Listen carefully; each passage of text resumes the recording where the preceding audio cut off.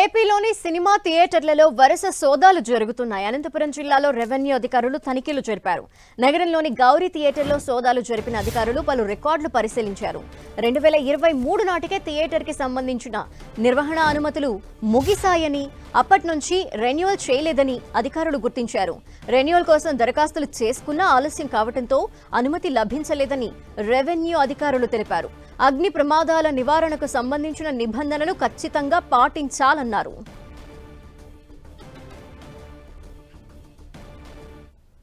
Renewal 2023 December వరకు మాత్రమే renewal చేసినట్లుగా ఉంది. వాళ్ళు 2024లో అప్లై చేశారు. బట్ కానీ late fee 1 year without licence theatre run చేశారు.